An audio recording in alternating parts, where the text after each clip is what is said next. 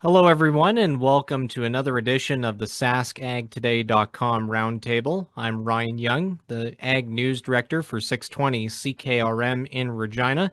Joining me today is the Chief Agricultural Editor of SaskAgToday.com, Kevin Hursh. GX94 Agriculture Director Doug Faulkner is currently on holidays, and much deserved holidays at that. And Kevin, will start things off right away here. The big discussion here is the weather and the fact that we've had wet conditions for what seems like forever, but you wanted to point out that it's affected some crops, especially some pulses and whatnot. Yeah, I think even in the areas where crops are good, and sitting here in southwest Saskatchewan, and frankly, I don't remember ever seeing our crops look this good at this time of year. Now, that being said, lots of things can go wrong between now and harvest, and just in this past week, not very far south of here, a bunch of hail went through and cleaned out a bunch of good-looking crops. But crops look good, but I think the one exception, and it's in this area and it's in most areas, is lentils are trouble. In some fields of lentils are fine, but especially in areas where they're not well drained, had a little bit of water pooling, and depending upon field history and how many times pulses in the rotation and whether it's heavy or light soil, but a lot of yellowing of canola crops, what appears to be root rot, Aphanomyces issues. Sometimes it's only 5 or 10% of the field, and other times it might be 30 or 40% of the field. Low spots, water draws. Sometimes the tracks that you see with the cedar up and down the field will all be yellow as well. And that's I've traveled mainly this in southwestern Saskatchewan, but I've seen photos. Jake Legui, I think he's in the Fillmore area. He posted an aerial view of a lentil field that was just horribly affected with yellowing. So I think a lot of crops are doing very well in the areas that have had abundant but not surplus moisture. But I think lentils are a crop that's very difficult. Pivoting from lentils to chickpeas, chickpeas look excellent, but I worry about the chickpea crop. And I'm usually a chickpea grower, but I don't have any in this year. But chickpeas can be real problematic with ascochyta blight, and spraying fungicide multiple times to try to control the ascochyta. The other thing about chickpeas is they don't know when to quit. If there's moisture there, they just keep wanting to grow and produce more flowers, produce more pods. Maybe we'll get into drier weather as we get into the latter half of July and into August. But if we get significant moisture and the soil has lots of moisture in it, it's going to be trouble trying to get chickpeas to mature. So those are two that really stand out as being ones to watch, especially in the pulse crop realm. Yeah, absolutely. And I'm just thinking about the Regina area here, what I've seen so far. I've seen some crops, they're looking decent. They're growing really well considering the fact that we've had consistent rain here as well. But I've also seen some fields where it's been kind of spotty, wet conditions. You know, you see a puddle here, puddle there.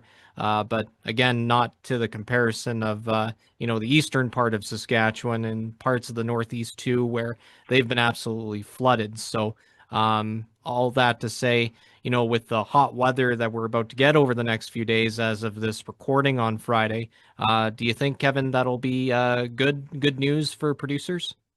I think that most producers, especially in those areas of surplus moisture, are looking for some drying weather. Certainly don't need any more precipitation in the foreseeable future, in the coming few weeks at least.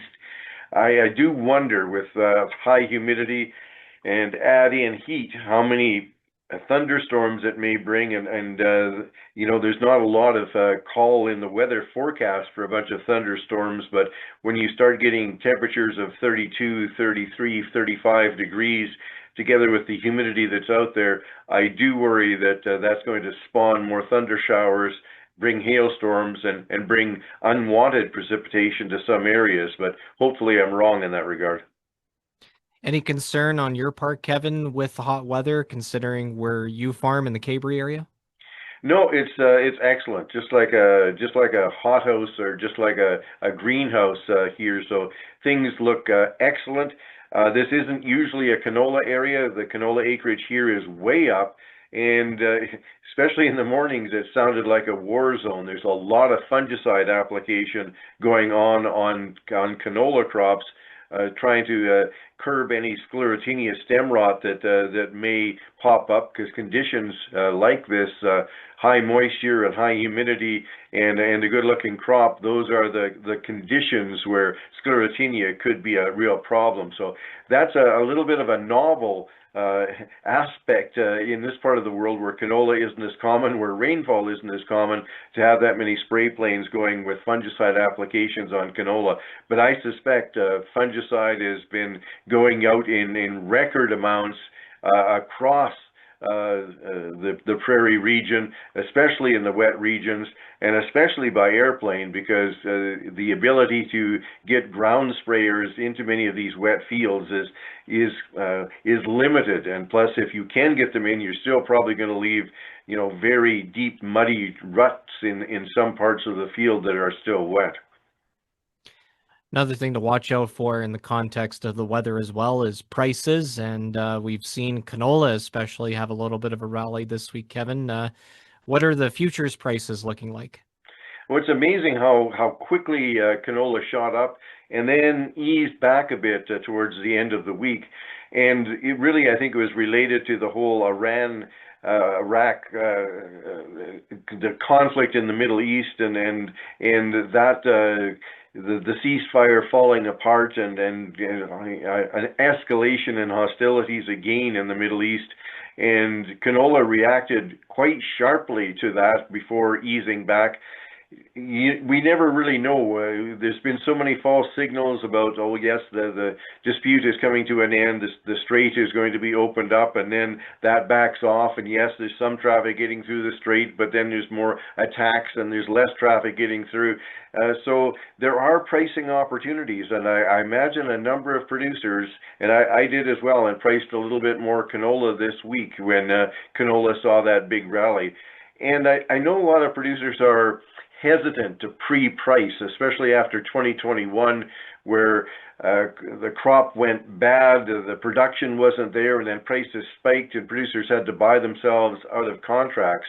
But when you have what looks like a decent canola crop coming, within reason to pre-price a portion of that, I think is prudent strategy. And some people are far more sophisticated than I, and use options contracts and various permutations of buying and selling options contracts to lock in a price. And I suspect when we have a rally like we saw this week, that a lot of producers took an opportunity to get some surety as to what their price will be for at least part of their canola crop. Yeah, and just to add to that too, I keep track of the cash price over at the Moose Jaw Bungie terminal, and canola had a nice little rally this week, going up to $16.50 a bushel before doing the same thing as the futures price, where it kind of backed off a little bit, but still on the positive side overall. So it'll be interesting, Kevin, to see where this thing goes kind of over the next few weeks here. If somebody would have told us back in January, February, March that we could lock in fall canola sales at over $16 a bushel, we would have been elated, because that is a far greater price than what was anticipated at the beginning of this calendar year. So I urge producers to watch that and to take opportunities as they see fit. And finally, just kind of looking ahead to next week, Kevin, do you have anything on the go? Well, actually, heading out for a tour of southern Alberta crop conditions and farm input locations. So I'm going to be seeing some territory I don't normally see next week, but we'll try to keep touch with what's happening in Saskatchewan as well. Sounds good, Kevin. Thank you for your time as always. I always appreciate it. My pleasure. All right, and that's going to do it for another edition of the SaskAgToday.com Roundtable. On behalf of Chief Agricultural Editor Kevin Hursh, I'm Ryan Young, Agri-News Director for 620 CKRM, saying so long until next time.